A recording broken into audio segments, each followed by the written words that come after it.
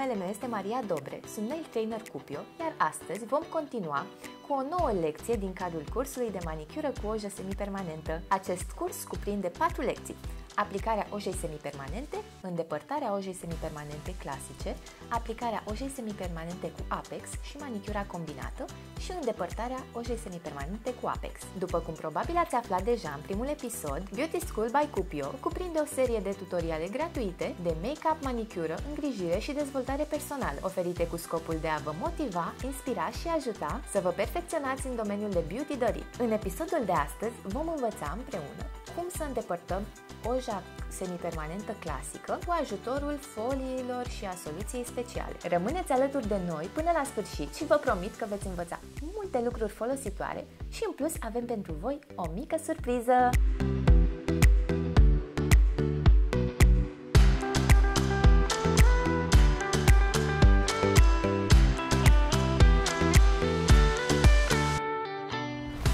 Începem lecția numărul 2. În lecția de astăzi veți învăța cum să îndepărtați oja semipermanentă clasică cu ajutorul foițelor pentru îndepărtarea gel-lacului. Primul pas este acela de a îndepărta cu o pilă abrazivă luciul unghiei, top coat-ul. Voi folosi pila Long Lasting cu suprafața mai puțin abrazivă, cea de 150, și voi pili toată suprafața unghiei.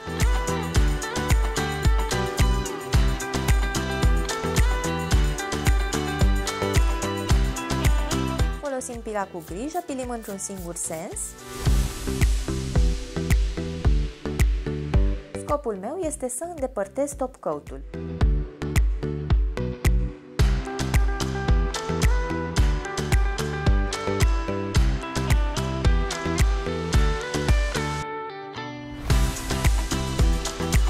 Am grijă în zona cuticulei să nu rănesc pielea.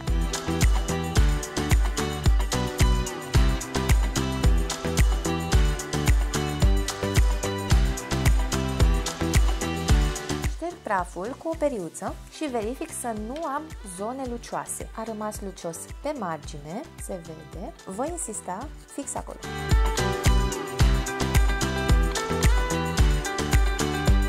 Este foarte important să îndepărtăm luciul unghiei.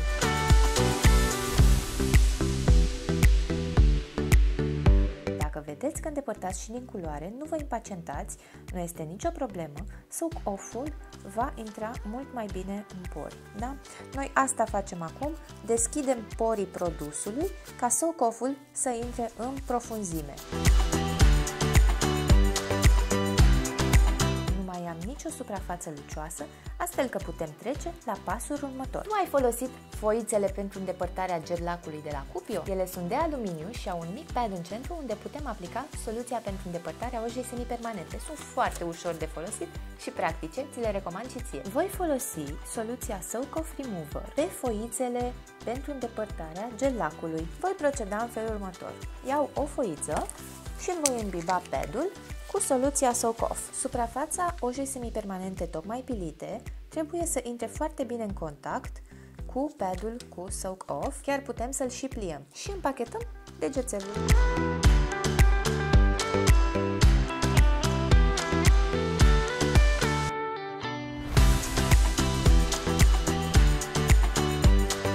Va arăta degețelul împachetat, trebuie să avem grijă ca buretele foiței să fie foarte bine saturat cu soluție Soak Off. Va trebui să lăsăm foița în această poziție timp de 10 minuțele. În acest caz, clienta poate face o pauză să se relaxeze. A venit momentul în care vă vom anunța surpriza pe care v-am pregătit-o. Spune-ne într-un comentariu ce ai vrea să vezi în următorul clip, abonează-te la canalul nostru de YouTube, pornește notificările și poți câștiga un produs surpriză. Câștigătoarea va fi anunțată într-un comentariu la acest video peste o săptămână. Mult succes! Cele 10 minute au trecut. Vom desface folia. Putem observa deja că oja a început să se exfolieze de pe placa unghială și cu ajutorul pusherului Cupio Pro 50 încep și îndepărtez toată culoarea de pe unghie. Cu mare atenție, nu forțez absolut deloc produsul. Oja se exfoliază foarte ușor și placa unghială rămâne intactă.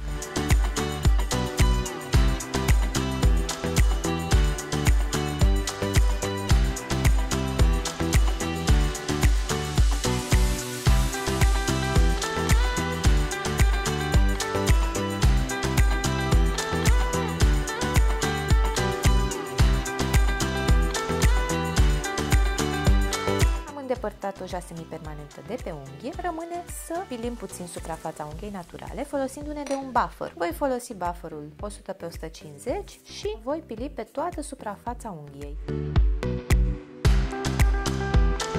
Acest pas are rol de a netezi și a îndepărta resturile de ojă semipermanentă.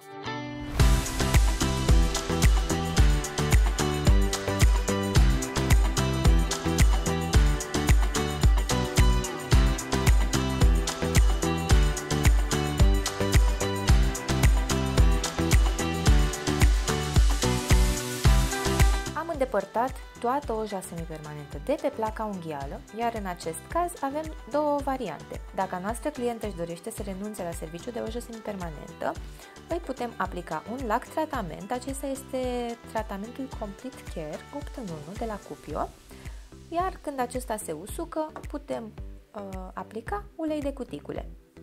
Cea de-a doua variantă este să refacem oja semipermanentă, să o reaplicăm și atunci aplicăm baza, culoarea pe care clienta și-o dorește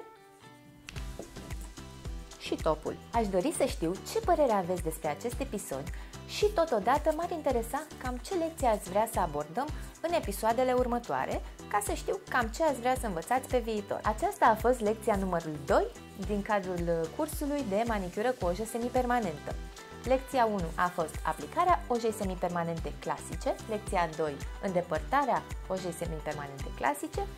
Vor urma cele două episoade, lecția numărul 3 despre manicura combinată și aplicarea ojei semipermanente cu Apex și lecția numărul 4 despre îndepărtarea ojei semipermanente cu Apex prin tehnica de pilire. Nu uita să activezi notificările apăsând clopoțelul pentru a afla când postăm următoarea lecție din cadrul Beauty School by Cupio. Nu uita să dai like, share și subscribe! Îți mulțumesc pentru că ai fost alături de mine. Sper că ți-a plăcut acest curs și te aștept la lecția următoare.